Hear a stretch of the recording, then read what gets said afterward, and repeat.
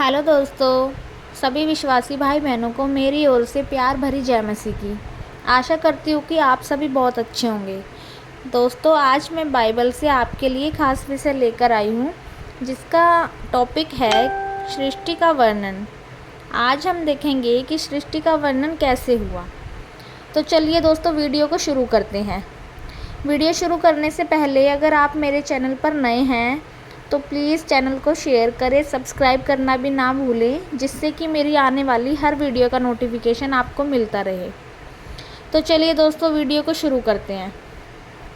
दोस्तों, यहाँ हम देखते हैं, लिखा है कि आदि में परमेश्वर ने आकाश और पृथ्वी की सृष्टि की।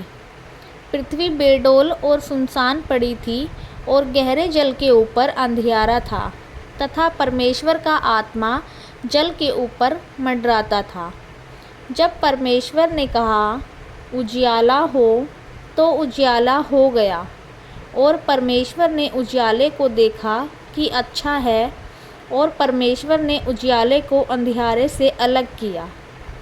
और परमेश्वर ने उजियाले को दिन और अंधियारे को रात कहा, तथा सांझ हुई, फिर भोर हुआ। इस प्रकार पहला दिन हो गया। दोस्तों, इसके बाद हम आगे देखते हैं। फिर परमेश्वर ने कहा, जल के बीच एक ऐसा अंतर हो कि जल दो भाग हो जाए। तब परमेश्वर ने एक अंतर बनाकर उनके नीचे के जल और उसके ऊपर के जल को अलग अलग किया, और वैसा ही हो गया। और परमेश्वर ने उस अंतर को आकाश कहा, तथा सांझ हुई, फिर भोर हुआ। इस प्रकार दूसरा दिन हो गया। तो चलिए दोस्तों, आगे देखते हैं। फिर परमेश्वर ने कहा, आकाश के नीचे का जल एक स्थान में इकट्ठा हो जाए और सूखी भूमि दिखाई दे, और वैसा ही हो गया। परमेश्वर ने सूखी भूमि को पृथ्वी कहा, तथा जो जल इकट्ठा हुआ उसको समुद्र कहा। और परमेश्वर ने देखा कि अच्छा है।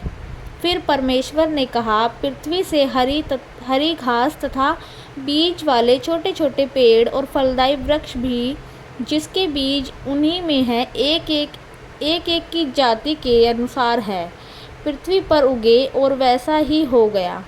इस प्रकार पृथ्वी से हरी घास और छोटे छोटे पेड़, जिनमें अपनी अपनी जाति के अनुसार बीज होता है, और फलदायी वृक्ष, जिनके बीज एक एक की जाति के अनुसार उन्हीं में होते हैं, उगे। और परमेश्वर ने देखा कि अच्छा है, तथा सांझ हुई, फिर भोर हुआ। इस प्रकार तीसरा दिन हो गया।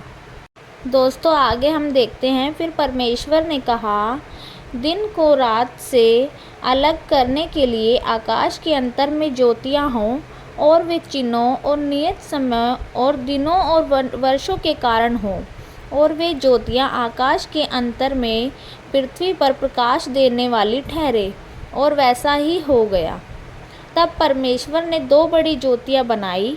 उनमें से बड़ी ज्योति को दिन पर प्रभुता करने के लिए, और छोटी ज्योति को रात पर प्रभुता करने के लिए बनाया, और तारागण को भी बनाया। दोस्तों, परमेश्वर ने उनको आकाश के अंतर में इसलिए रखा कि वे पृथ्वी पर प्रकाश दें, तथा दिन और रात पर प्रभुता करें, और उजियाले को उजियाले से अलग करें। और परमेश्वर ने देखा कि अच्छा है, तथा सांझ हुई, फिर भोर हुआ। इस प्रकार चौथा दिन हो गया।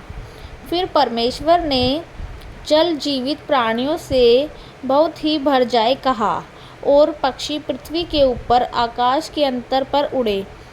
इसलिए परमेश्वर ने जाति जाति के बड़े बड़े जल जंतुओं की और उन सब जीवित प्राणियों की भी सृष्टि की, जो चलते फिरते हैं, जिनसे जल बहुत ही भर गया है। और एक एक जाति के उड़ने वाले पक्षियों की भी सृष्टि की। और परमेश्वर ने देखा कि अच्छा है। और परमेश्वर ने ये कह के उनको आशीष दी, फूलों फलों और समुद्र के जल में भर जाओ, और पक्षी पृथ्वी पर बढ़े। तथा सांझ हुई, फिर भोर हुआ। इस प्रकार पांचवा दिन हो गया। तो चलिए दोस्तों, आगे हम देखते हैं। फिर उसके बाद परमेश्वर ने कहा, पृथ्वी से एक एक जाति के जीवित प्राणी, अर्थात घरेलू पक्षी और रेंगने वाले जंतु, और पृथ्वी के वन पशु जाति जाति के अनुसार उत्पन्न हो। और वैसा ही हो गया। इस प्रकार पृथ्वी ने इस प्रकार परमेश्वर ने पृथ्वी की जाति जाति के वन पशुओं और जाति जाति के घरेलू पशुओं और जाति जाति के भूमि पर सब रेंगने वाले जंतुओं को बनाया, और परमेश्वर ने देखा कि अच्छा है। उसके बाद परमेश्वर ने फिर कहा, हम मनुष्यों को अपने स्वरूप के अनुसार अपनी समानता में बनाएं, और वे समुद्र की मछलियों और आकाश के पक्षियों और घरेलू पशु और सारी पृथ्वी पर सब रेंगने वाले जंतुओं पर पृथ्वी पर रेंगते हैं अधिकार रखे। तब परमेश्वर ने मनुष्य को अपने स्वरूप के अनुसार उत्पन्न किया, और अपने ही स्वरूप के अनुसार परमेश्वर ने उसको उत्पन्न किया, नर और नारी करके मनुष्य की सृष्टि की। दोस्तों, जब परमेश्वर ने सृष्टि की रचना का काम पूरा किया तो छठे दिन के अंत में परमेश्वर ने भूमि की मिट्टी से आदम को रचा और उसकी नथनों में जीवन का सांस डाला। आदम जीवित प्राणी बन गया। तब परमेश्वर ने आदम को एक वाटिका में रखा, और वहाँ परमेश्वर ने उस आदम को रखा और उसको आज्ञा दी कि वाटिका के बीच में भले और बुरे वृक्ष का जो फल है उसको तो ना खाना। परमेश्वर ने देखा कि आदम का अकेला रहना अच्छा नहीं है, तो परमेश्वर ने भूमि के सब जाति के जंगली जानवरों और आकाश के पक्षियों को आदम के पास ले गया कि वह उसका नाम रखे। तब जो आदम ने उनका नाम रखा था वही सही था, उनका वही नाम हो गया था जो आदम ने सबका नाम रखा था। परमेश्वर ने सोचा कि जो आदम से मेल खाए तो उसके लिए भी कोई ऐसा बनाया जाए। तब परमेश्वर ने आदम को गहरी नींद सुला दिया, और जब वह सो गया तो उसकी एक पसली निकाली और उसे स्त्री बना दिया। और जब वह उसको आदम के पास ले गया तब आदम ने यह कहकर उसका नाम नारी रखा, क्योंकि वह नर में से निकली थी। और इस प्रकार परमेश्वर ने अपने ही स्वरूप में मनुष्य की रचना नर और नारी के रूप में की थी। जब परमेश्वर ने यह सब बनाया और देखा तो उसने देखा कि यह सब बहुत अच्छा है। और इसी प्रकार हमारी सृष्टि की रचना का सारा काम समाप्त हो गया 7वें दिन। तब परमेश्वर ने 7वें दिन विश्राम करके इस दिन को विश्राम दिन ठहराया था। तो दोस्तों, परमेश्वर हमसे बहुत प्यार करता है, क्योंकि उसने अपने हाथों से हमें बनाया है, अपने हाथों से हमें रचा है। हमें हमेशा ये बात याद रखनी चाहिए, अगर हम परमेश्वर के आत्मा के द्वारा जीना छोड़ देंगे तो हम जानवरों के समान बन जाएंगे।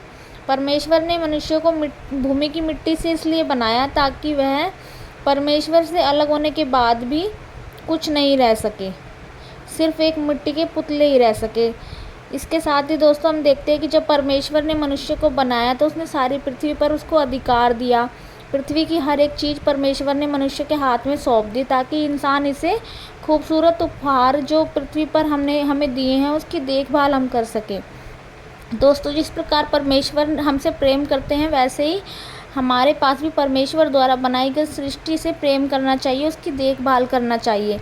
हमें याद रखना चाहिए कि परमेश्वर ने हमें सृष्टि की सब चीज़ों का अधिकार दिया है ताकि हम उसकी देखभाल कर सकें।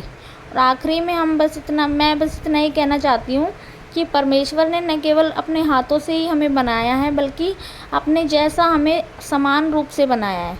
इसका अर्थ है कि परमेश्वर हमें इतना ही जितना परमेश्वर प्यार करता है और हम परमेश्वर के लिए मूल्यवान हैं, तो हम उसकी इच्छा को जानें और उसे पूरा करें।